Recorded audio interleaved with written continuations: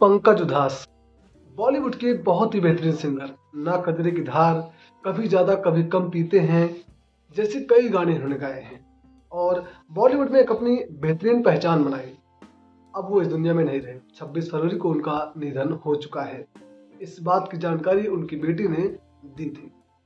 बहरहाल आज इस वीडियो में हम उन्हीं के नेटवर्थ और उनकी जीवनी के बारे में बताएंगे, या फिर पंकज उधास कैसे बॉलीवुड में स्थापित हुए। मशहूर गायक पंकज उधास हमारे बीच नहीं रहे। उन्होंने 72 साल की उम्र में अंतिम सांसें ली।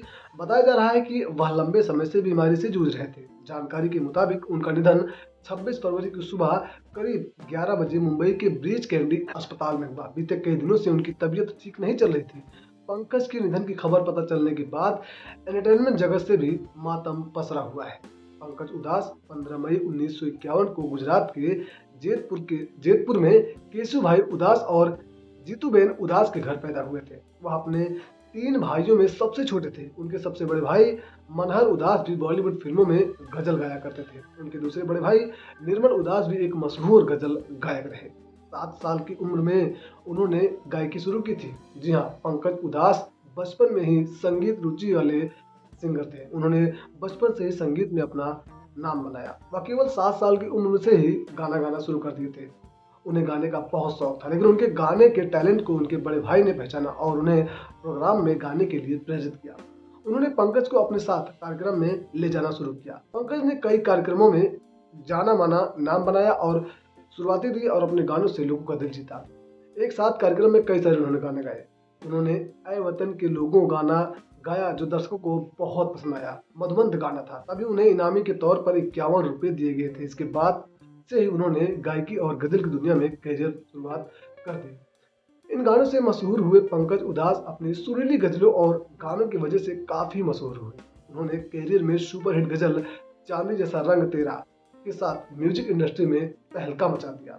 ढेरों एल्बम और गानों के चलते उन्होंने कई साल इंडस्ट्री पर राज किया। आखिरी बार उन्होंने रात भर तन्हा रहा गाना गाया था। ये गाना राज बब्बर और जीनत अमान की फिल्म दिल तो दीवाना है का था।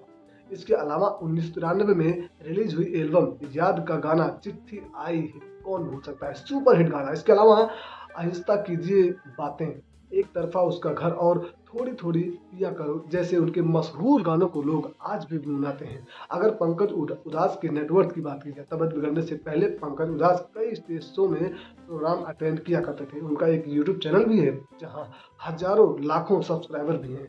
वह अपने लाइव परफॉर्मेंस को और गानों को झलकियां यूट्यूब पर अपने डाला करते थे। खबरों की माने तो पंकज उधास का मुंबई में एक आलीशान घर है जो शहर के पेंडर रोड पर है। उनके घर का नाम हिल साइड है।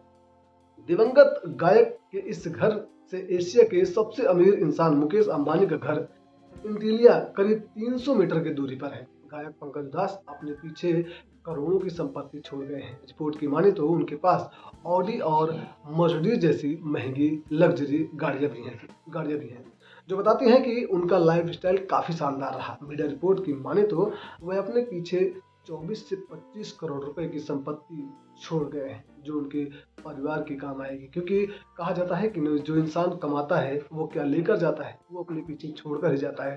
तो ऐसे में पंकज उधास भी अपने पीछे अपने परिवार वालों के लिए 25 से 30 करोड़ रुपए या फिर 24 से 25 करोड़ रुपए छोड़कर गए हैं। पंकज उधास बॉलीवुड के बहुत ही बेहतरीन सिंगर रहे, लेकिन अब उनका निधन हो चुका है। वो इस दुनिया में नहीं रहे।